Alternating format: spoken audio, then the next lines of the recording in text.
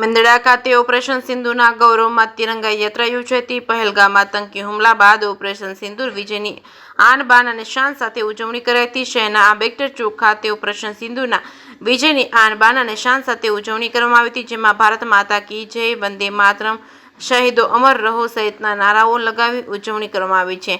આ ઉજવણીમાં ડોક્ટર બાબા સાહેબ આંબેડકરની પ્રતિમાને ફૂલહાર પહેરાવી વિવિધ નારાઓ સાથે યાત્રા શરૂ કરી હતી। નગરના રાજમાર્ગો પર ફરી બાદ સરદાર વલ્લભભાઈ પટેલની પ્રતિમાને ફૂલહાર પહેરાવેલ છે। આ કાર્યક્રમમાં દેશના જાબાદ જવાનોના શૌર્યને સલામી આપી ભારતીય સેનાની ત્રણેય પાંખના જવાનોએ પાકિસ્તાન સામે તેમની વીરતાનો પરચમ લહેરાવ્યો હતો। ત્યારે ઓપરેશન સિંદૂર હાથ ધરી પાકિસ્તાનમાં છુપાયેલા 100 કરતાં પણ વધુ આતંકવાદીઓનો સફાયો કર્યો હતો। જ્યારે ત્રણેય પાંખના જવાનોને ઓપરેશન સિંદૂર પાર પાડેલ છે। ત્યારે દેશના વીર જવાનોના પરાક્રમને બિરદાવવા મેંદરડા શહેર દેશ પ્રેમના રંગે રંગાયું હતું। સૈનિકોનું મનોબળ મજબૂત કરવા, તેમને એકતા અને અખંડિતતાનો સંદેશો આપવા સાથે દેશ પ્રેમથી છલોછલ ભરેલી તિરંગા યાત્રા સરદાર ચોક ખાતે પૂર્ણ કરવામાં આવી હતી।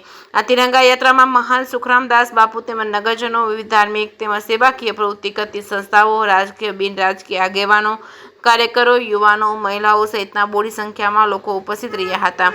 JKS ન્યૂઝ ગુજરાતી સાથે કમલેશ મહેતા, મેંદરડા। આજે પહેલગામમાં થયેલા હુમલા ઉપર જે ઓપરેશન સિંદૂર ભારત સરકાર દ્વારા ચલાવવામાં આવ્યું, એના સન્માનમાં અને એની સફળતામાં તિરંગા યાત્રાનું મેંદરડા શહેરમાં અને મેંદરડા તાલુકામાં આયોજન કરવામાં આવેલું હતું અને એ ખૂબ સફળ રીતે આયોજન થયેલું છે।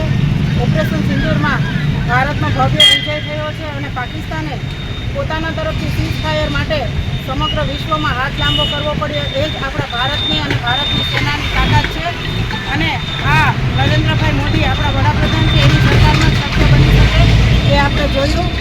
1971નું યુદ્ધ હોય, 1999નું કારગિલનું યુદ્ધ હોય, તે પછી સિંદૂર ઓપરેશન હોય, ઉરી હોય, સર્જિકલ સ્ટ્રાઇક હોય, કંઈ પણ હોય, નરેન્દ્રભાઈ